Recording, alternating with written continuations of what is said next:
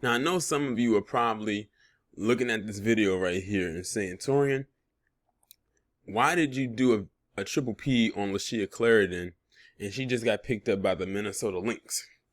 Well, what I said in the video still has some validity to it. And actually, I had to go back and forth whether or not I was even going to upload that video or not, considering what had just recently come out. But I said, why let a perfect triple P go to waste? Especially since everything that I said in it about her was true. Whether she got picked up by another team or not, she still got waived by the team that she was trying to go out for. And in this video, I'm going to tell why I believe the reason why she truly got picked up by Minnesota. And trust me, it has nothing to do with her playing abilities because her stats are whack. But shout out to Blackjack21 for sending me this article. So, as a matter of fact, the reasoning as to why I believe they picked her up is actually in the title of this article that I'm about to read. It says, WNBA's first trans player signs with new team. I truly believe that is what got her signed. She's the quote-unquote first trans player. Remember, she's biologically born a woman, but she has transformed herself into being a quote-unquote man. And you know, many of them are going to say, oh, she's going to be the first man to play in the WNBA or the first trans man to play in the WNBA. I mean, well, they already said that, but you know what I mean. But anyway, let's get into it.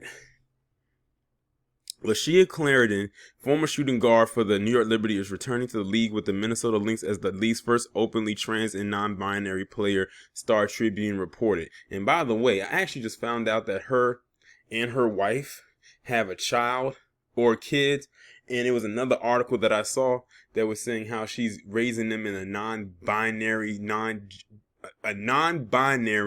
gender-neutral home. In other words, they about to confuse the hell out of them kids. And that's how they started. They started when they're young.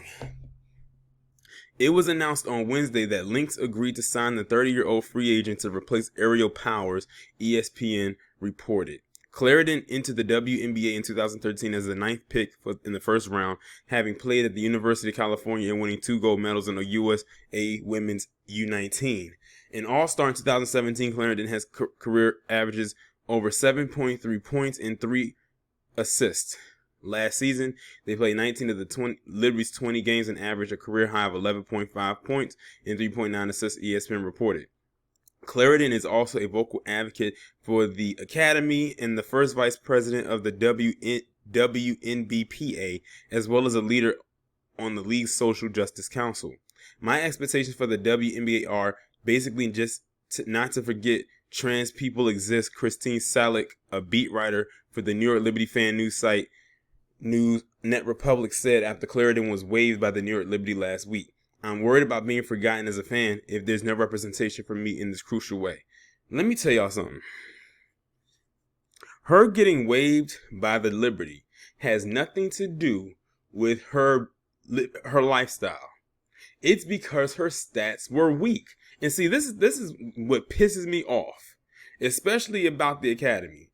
They will use their lifestyle as a crutch as to why they cannot overcome their own mediocrity.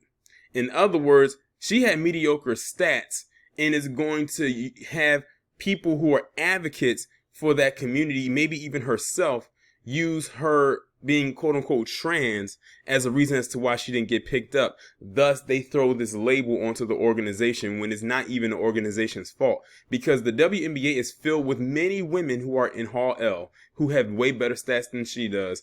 And some of them, some of them get waived. And they don't blame it on that. It's just, it is what it is. It's part of the business.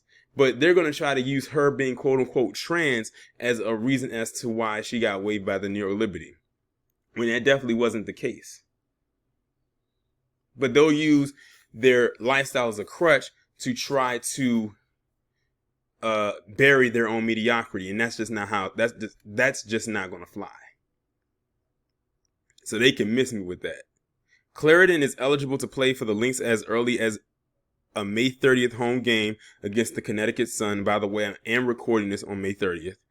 Home against the Connecticut Sun after being fully vaccinated against COVID-19. Currently, the Lynx are 0-3. but there's hope the team can turn things around. So she's coming in already on a losing streak.